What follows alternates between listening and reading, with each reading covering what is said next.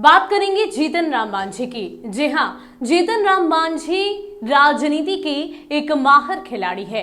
उन्हें पता है कि कब कहां पर नॉक करना है। जी हाँ, ऐसा हम इसलिए कह रहे हैं क्योंकि इन दिनों उनकी महत्वाकांक्षाएं और साथ ही साथ सक्रियता भी बढ़ती हुई नजर आ रही है और अब वो बीजेपी के पास चले गए हैं। ये कहना गलत नहीं होगा क्योंकि जिस तरीके से अचानक ही पहले पीएम मोदी को लेकर उन्होंने कई तरह की बातें की, लेकिन इन दिनों मांझी चुप नजर आए और अचानक ही मुलाकात करते हैं बीजेपी के शीर्ष नेताओं से। जी हाँ, अमित शाह से मुलाकात होती है, जेपी नड्डा से मुलाकात होती है और मुलाकात इसलिए होती है क्योंकि उन्होंने कुछ मांगे रखी। उन्होंने मीडिया के सामने तो इस बात की चर्चा की कि कहीं ना कहीं वो माउंटेन मैन के नाम से विख्यात दशरथ मांझी के लिए वहां पर पहुंचे थे, भारत रत्न की मांग की है। इसके अलावा अति पिछड़ी जाति के लिए भी कई तरह की मांगे उनकी तरफ से की गई है। लेकिन एक बात जो गौर फरमाने वाली है कि क्या जीतन राम मांझी राज्यपाल पद की भी मांग कर रहे हैं। वो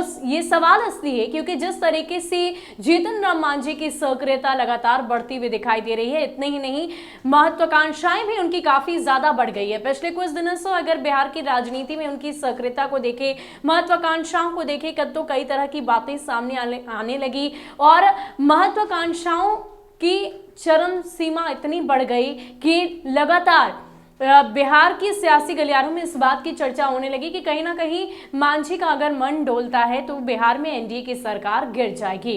अब ऐसे में जब जीतन राम मांझी दिल्ली पहुंचते हैं, शीर्ष नेताओं से मुलाकात करते हैं, तो इस बात की भी चर्चा अब हो रही है कि कहीं ना कहीं जीतन राम मांझी राज्यपाल पद चाहते हैं।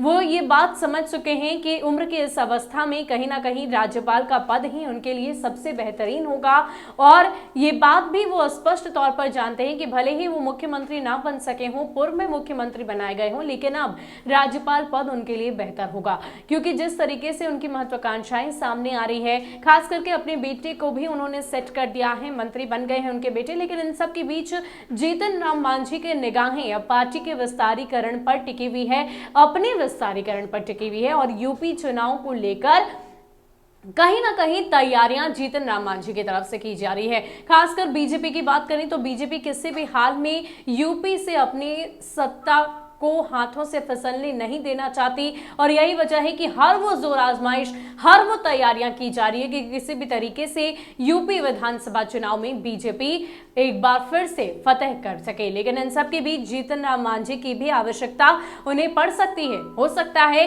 कि राजनीति में बार्गेनिंग भी काफी ज्यादा होती है। ऐसे में इस बार्गेनिंग के दौर में कहीं ना कहीं बीजेपी यूपी में कुछ ऐसे इलाके हैं जहां दलितों की बस्ती है और दलित वोट बैंक काफी ज्यादा मायने रखते हैं और ऐसे में जीतन राम मांझी का साथ देने की बात बीजेपी की तरफ से की जा सकती है। कहीं ना कहीं उन्हें एक चेहरा बनाकर, एक मोहरा बनाकर यूपी विधानसभा चुनाव में बीजेपी की तरफ से इस्तेमाल किया जा सकता है। मुलाकात तो जीतन राम मांझी ने बीजेपी के शीर्ष नेताओं से की।